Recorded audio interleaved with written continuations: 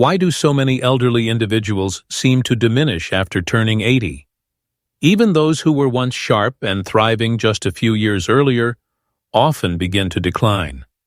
The reality is most people believe that what unfolds after 80 is entirely due to genes or fortune. But that's only part of the explanation. In this video, we're going to uncover 5 surprising reasons often missed and rarely mentioned that shed light on why numerous older adults find it difficult to remain healthy or live longer past the age of 80. These are not the usual explanations like eating habits, smoking, or fitness. These are deeper, less obvious influences that often slip by unnoticed, even in those who've made wise choices most of their lives. And the encouraging part is once you're aware of them, you can take action. So, if you've ever questioned what truly stands in the way of longevity after 80, and how to protect against it while there's still time, stay with me through this video, because these 5 overlooked causes could shift the way you age before it's too late. Now, let's begin. Number 1. Decline in microsocial connection. One of the earliest and most underappreciated reasons why many seniors don't live long after 80 is the gradual disappearance of something researchers refer to as microsocial engagement. These aren't your closest friendships or big family events.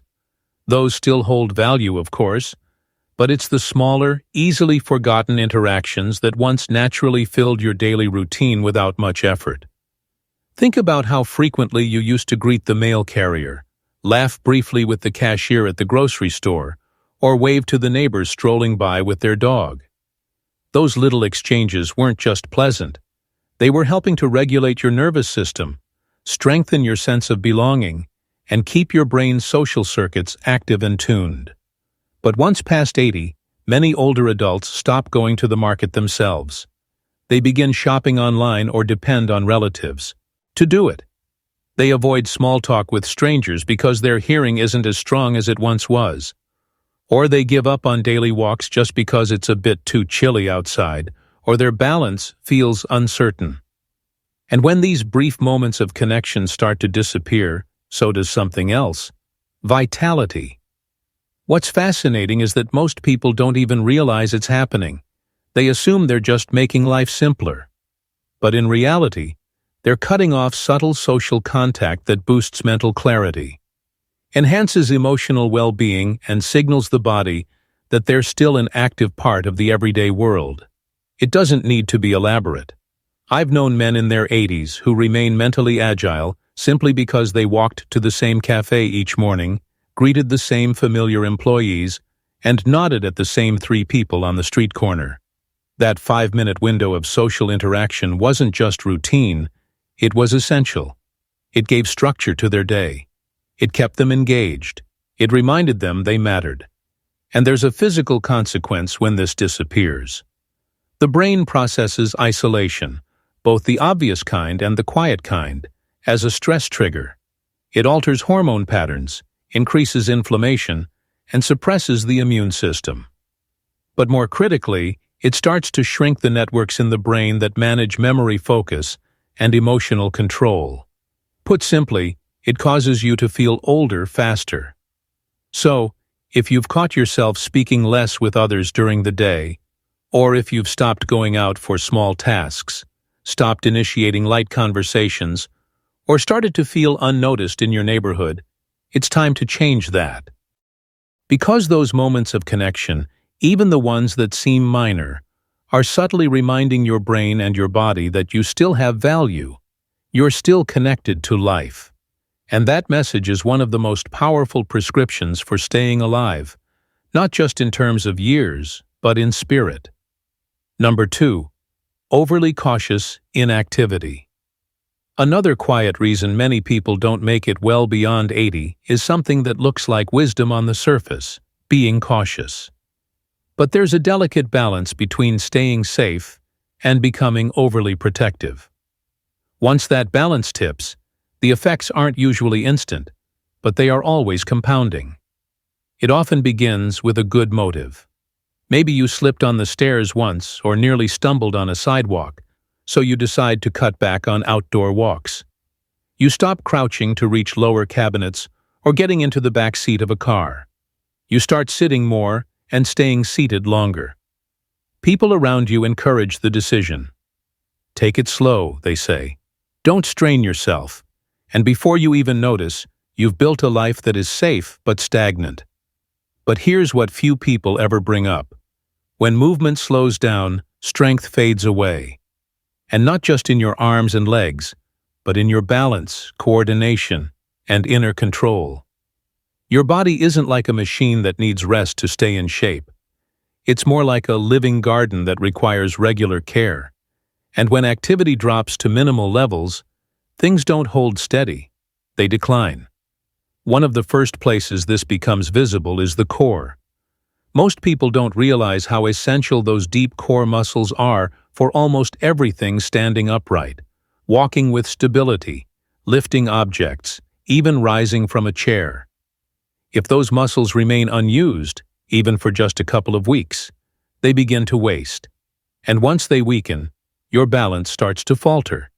You feel less steady, and the downward cycle begins. I once knew a man named George, age 82, who gave up his evening walks after slipping once during a wet night. No bones broken, just a fright. But that moment was enough. He went from walking a mile each evening to staying in and watching TV most nights. Within 6 months, he lost 10 lumps of muscle. His legs began to feel unsteady. His physician warned him, but the decline had already begun. George didn't stop because he lacked strength. He lost strength because he stopped. Now, I'm not saying you should ignore actual danger. There are smart ways to protect yourself. Use handrails, wear supportive shoes, keep pathways clear. Even use a cane if it helps you move confidently. But there's a key difference between managing risk and giving into it. When fear takes over your movement choices, your body slowly forgets how to move at all. So if you found yourself doing less, not because you're truly unable, but because you're scared of what could go wrong, pay close attention to that. Ask yourself, am I safeguarding my well-being, or am I slowly fading away? Because surviving past 80 isn't just about avoiding falls. It's about continuing to move, yes, even if it means moving more gently, more slowly, and with more intention. Physical movement is how the body remembers that it still has purpose. It's how your systems stay engaged, how your mind stays sharp, and how your heart keeps beating with meaning. And if you're still here watching this video and finding these thoughts helpful, drop a comment with the number 2 to let me know you are with me. And if you haven't hit that subscribe button yet, now's a great time. Be sure to tap the bell so you won't miss any upcoming videos. Your support allows us to keep making helpful, encouraging content just for you. Now, let's continue. Number 3. Disturb sleep patterns from inconsistent light exposure. Inside your body is a silent timekeeper. It doesn't tick like a clock, but it influences nearly everything. Your mood metabolism, immune health, and even how your brain restores itself during sleep. And after the age of 80, this inner timekeeper, your circadian rhythm, becomes particularly sensitive. One of the main reasons it gets disrupted: too little natural light in the daytime and too much artificial light at night. You may not recognize it at first. Maybe you've begun taking more naps in the afternoon, dozing off in a sunlit chair. Or maybe you no longer go outside as often, especially during colder seasons. You might leave the TV running in the evening, or keep bright lights on while reading or watching a late-night show. Each of these habits might feel small, but together they gradually confuse the body about when to stay alert and when to rest. Your body depends on real daylight to stay on schedule. Bright, natural light in the morning sends a message to your brain. It's time to rise, energize, and activate. Darkness at night signals your brain to release melatonin, the calming hormone that prepares you for deep, restorative sleep. But when your eyes don't take in enough daylight, or your nights are filled with glowing screens and bright bulbs, your body's signals get mixed up.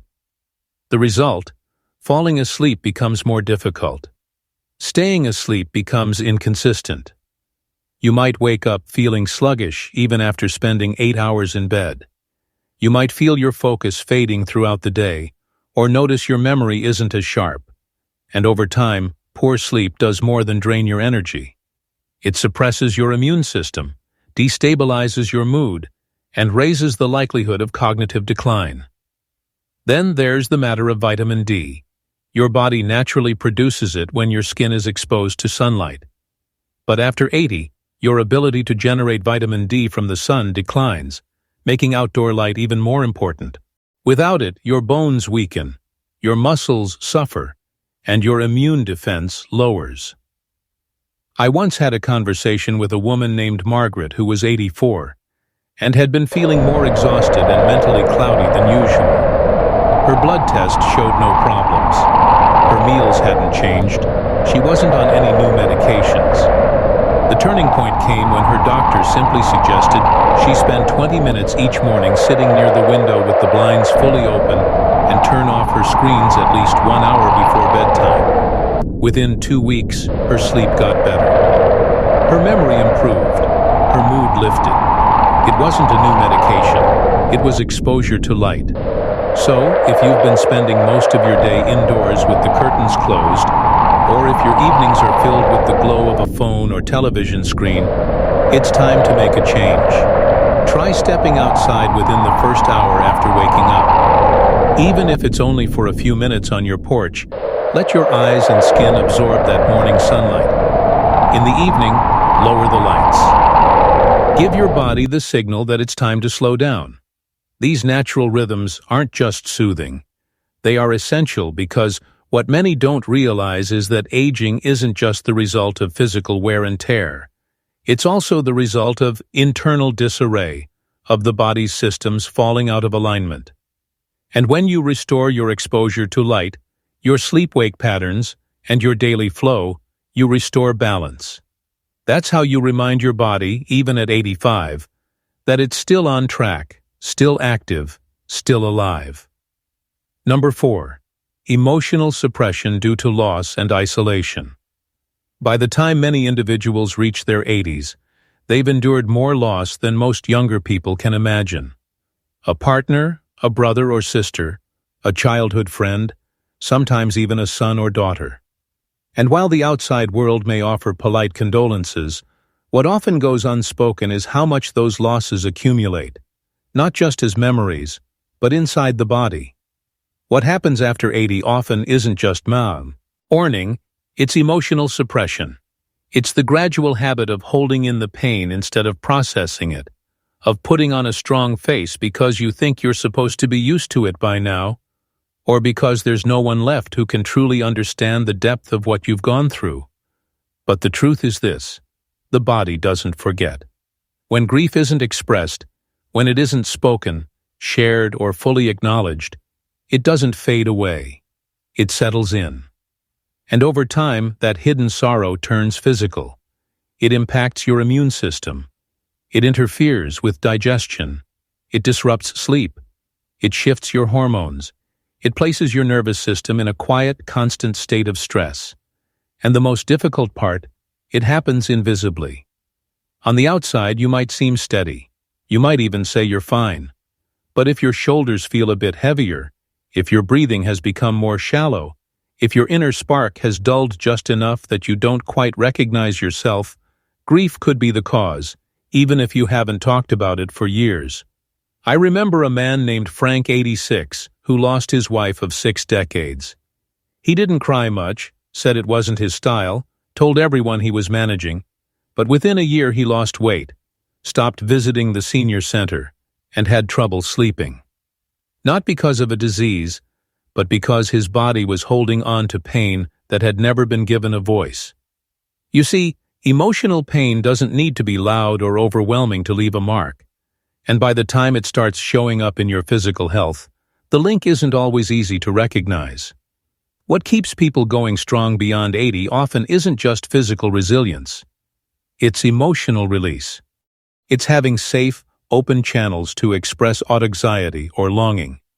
It's being able to say, "I miss her," or "I'm still hurt," or I feel alone without feeling ashamed.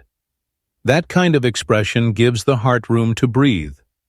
And when the heart breathes, the body can begin to restore itself. That's why people who live long often have an outlet. Sometimes it's a close friend. Other times it's a journal. For some, it's faith. For others, it's a support group or a counselor who helps them sort through the stories they've held on to for years. Whatever the source, the idea is the same. What is voiced can be transformed. What is buried lingers. So, if you've been carrying something silently, not because you chose to, but because you weren't sure where to release it, it's time to make room, not only for your feelings, but for your future. Because here's the truth. The heart can only bear so much before it slowly begins to close off.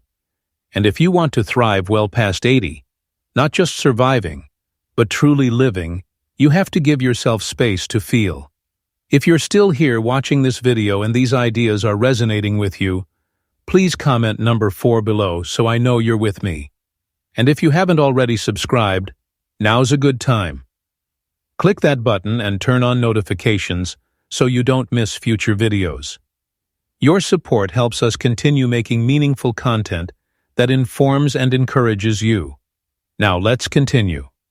Number 5. The slow fading of daily purpose. One of the most subtle but powerful reasons people struggle after 80 is the quiet disappearance of something we often don't notice until it's gone. Daily purpose. Not some grand life mission or major legacy, but the small kind. The kind that gives you a reason to rise in the morning, something to do, somewhere to be, someone to interact with. Purpose doesn't have to be profound.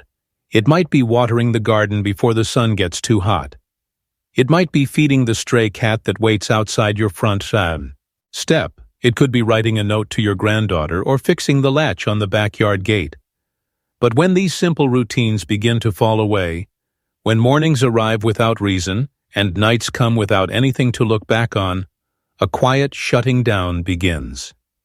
The body listens to the mind, and when the mind no longer sees a reason to keep going, the body starts to slow down too. Appetite fades, movement decreases, and without purpose, the systems that once kept you healthy begin to fall silent. Not because they're broken, but because they're waiting for a reason to turn back on. It often goes unnoticed because it happens little by little. Maybe your weekly bridge game got canceled. Maybe the church circle stopped meeting. Maybe your family doesn't visit as frequently, or your former volunteer position ended when your knees began to ache. You tell yourself it's normal that it comes with aging, but somewhere inside you can feel the change. The days blending into each other, each one a bit quieter than the last. I once met a woman named Edith, 88, who appeared more vibrant than most people half her age. She wasn't rich, she wasn't in flawless health, and she didn't have a large family around her. But she had one thing that remained constant. Routine. Every Monday she wrote letters to homebound members of her congregation. Every Thursday she made soup and froze portions for a nearby shelter.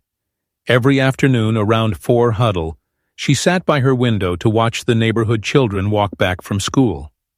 She knew their names. She waved to them and they waved back. It wasn't flashy, but it gave her days a dimension. It gave her heart rhythm. It gave her life a steady sense of flow. And that's the quiet truth few people mention. The body keeps going as long as it feels useful. Purpose, even in its tiniest form, acts like fuel. It tells your cells to continue rebuilding your organs, to continue operating your brain, to keep evolving. When you lose that feeling of being needed, when you feel like your existence no longer impacts anyone or anything, the inner flame starts to fade. That's why people who live beyond 80 with strength and clarity usually have something grounding their routine. It could be a flower bed, a companion animal, a notebook, a small ritual, a daily call, or a quiet prayer. What matters isn't how big it is. It's the repetition. It's the knowledge that when you wake up in the morning, something is waiting for you. So, If you've been feeling a little untethered, like your days have lost their meaning or form, don't dismiss it. That isn't just sadness. It's a sign your body is asking for rhythm again, for structure, for belonging, for purpose. Because when it comes down to it, long life isn't only about a heart that continues to beat. It's about a heart that wants to beat. And that soft drive to keep moving, to remain involved, to continue to matter. That's what carries people past 80 and into lives that still feel meaningful. Final thoughts. As we reach the conclusion of this video, I want to leave you with a simple yet powerful truth. Most people don't decline after 80 because of one single event. It's not a diagnosis or a fall or a birthday that suddenly changes everything. It's the slow, quiet erosion of habits, patterns, and the motivations to remain involved. And many times those changes are so subtle, so slow-moving, that you don't notice what's shifting until something inside feels fuller than it once did. But the hopeful truth is this. Just like these shifts develop gradually, they can also be gently reses, toward over time. One stroll outdoors, one extra chat with someone at the grocery store, one small morning stretch, one action you take today, not because you must, but because it adds structure, meaning, or connection. That's how the process of renewal begins.